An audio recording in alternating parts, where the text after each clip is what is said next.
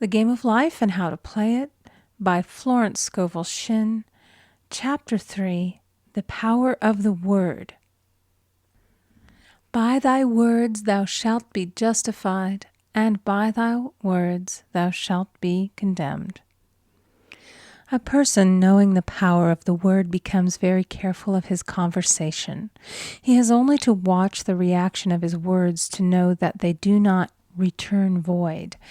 Through his spoken word, man is continually making laws for himself. I knew a man who said, "I always miss a car. It invariably pulls out just as I arrive." His daughter said, "I always catch a car. It's sure to come just as I get there." This occurred for years. Each had made a separate law for himself, one of failure, one of success. This is the psychology of superstitions. The horseshoe or rabbit's foot contains no power, but man's spoken word and belief that it will bring him good luck creates expectancy in the subconscious mind and attracts a lucky situation. I find, however, this will not work when a man has advanced spiritually and knows a higher law. One cannot turn back, and one must put away graven images.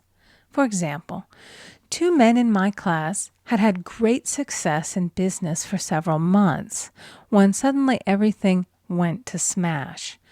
We tried to analyze the situation, and I found, instead of making their affirmations and looking to God for success and prosperity, they had each bought a lucky monkey. And I said, "Oh, I see. You have been trusting in the lucky monkeys instead of God. Put away the lucky monkeys and call on the law of forgiveness, for man has power to forgive or neutralize his mistakes." They decided to throw the lucky monkeys down a coal hole, and all went well again. This does not mean, however, that one should throw away every lucky ornament or horseshoe about the house, but he must recognize that the power back of it is the one and only power, God, and that the object simply gives him a feeling of expectancy. I was with a friend one day who was in deep despair. In crossing the street, she picked up a horseshoe. Immediately, she was filled with joy and hope. She said God had sent her the horseshoe in order to keep up her courage. It was indeed, at that moment, about the only thing that could have registered in her consciousness. Her hope became faith, and she ultimately made a wonderful demonstration. I wish to make the point clear that the men previously mentioned they were depending on the monkeys alone, while this woman recognized the power back of the horseshoe. I know in my own case it took a long while to get out of a belief that a certain thing brought disappointment. If the thing happened, disappointment invariably followed. I found the only way I could make a change in the subconscious was by asserting, there are not 2 powers, there is only one power, God. Therefore, there are no disappointments, and this means a happy surprise. I noticed a change at once, and happy surprises commenced coming my way.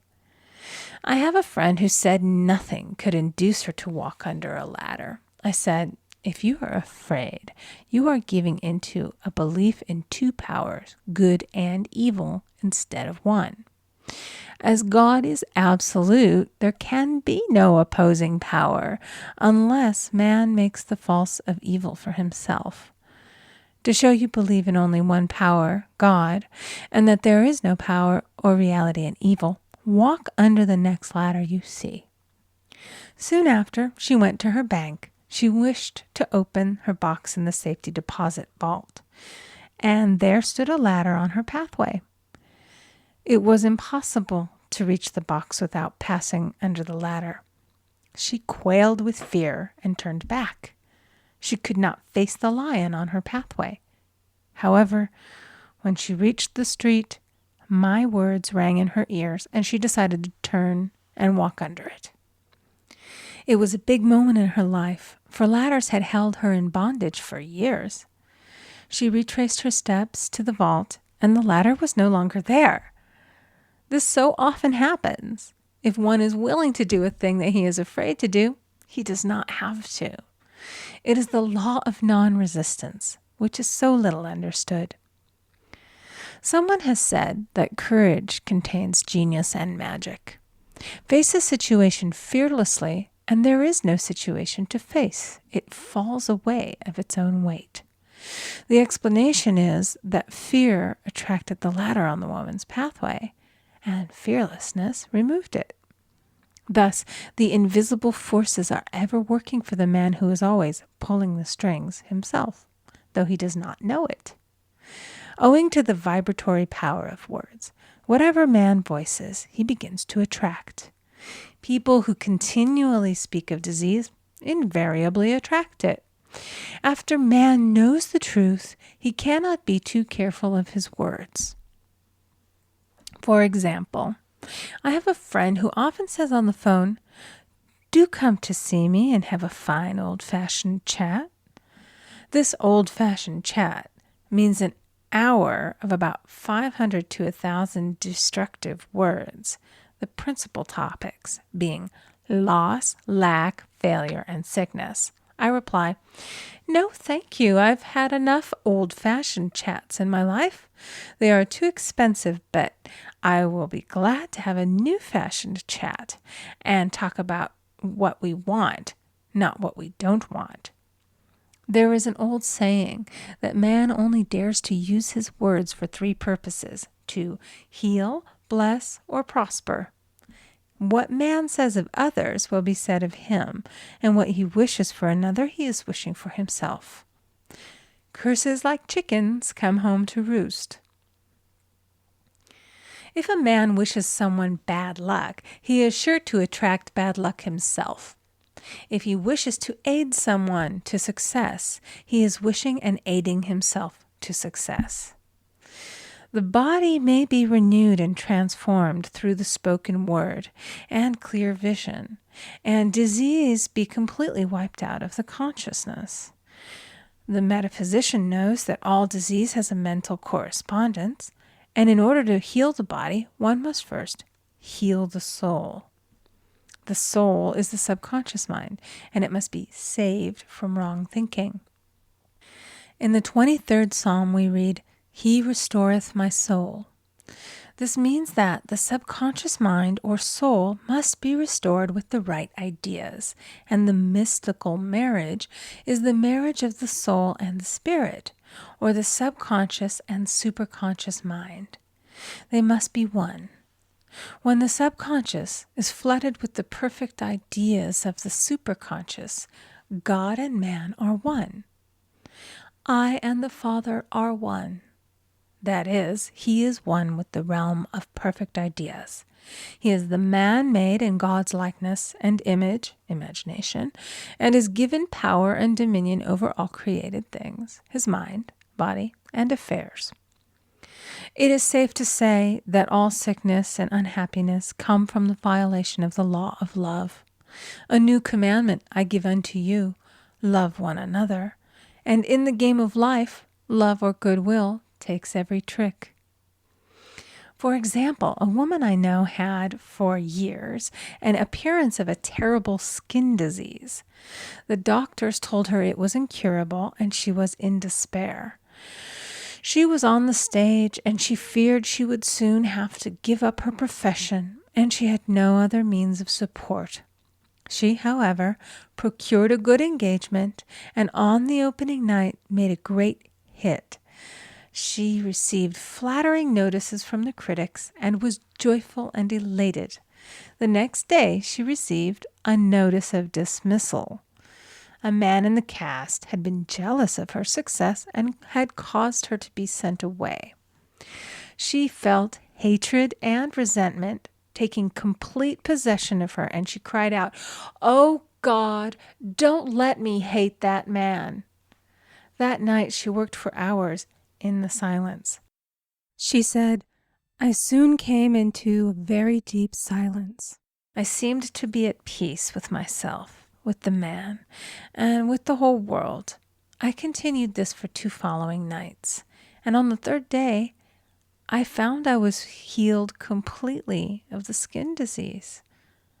In asking for love or goodwill, she had fulfilled the law, for love is the fulfilling of the law.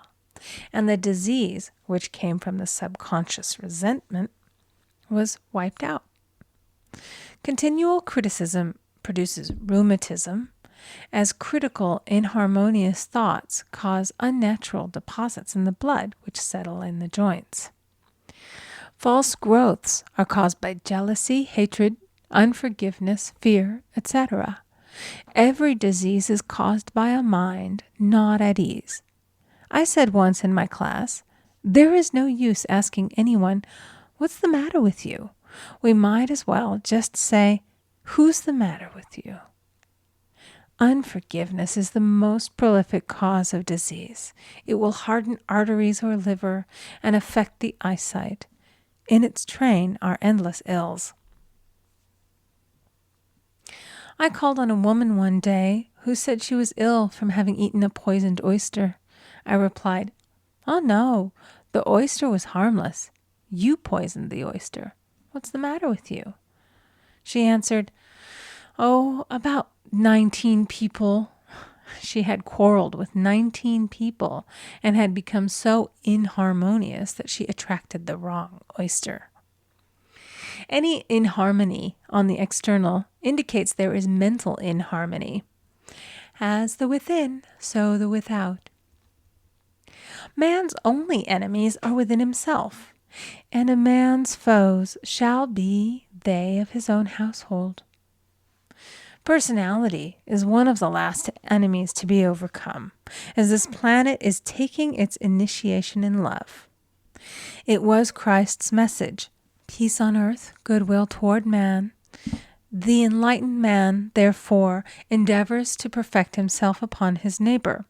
His work is within himself, to send out goodwill and blessings to every man, and the marvelous thing is that if one blesses a man, he has no power to harm him. For example, a man came to me asking him to treat for success in business. He was selling machinery, and a rival appeared on the scene with what he proclaimed was a better machine, and my friend feared defeat. I said, first of all, we must wipe out all fear and know that God protects your interests and that the divine idea must come out of the situation. That is, the right machine will be sold by the right man to the right man. And I added, don't hold one critical thought toward that man. Bless him all day and be willing not to sell your machine if it isn't the divine idea. So he went to the meeting, fearless and non-resistant, and blessing the other man. He said the outcome was very remarkable. The other man's machine refused to work, and he sold his without the slightest difficulty. But I say unto you, love your enemies, bless them that curse you, do good to them that hate you, and pray for them which spitefully use you and persecute you. Goodwill produces a great aura of protection about the one who sends it, and no weapon that is formed against him shall prosper.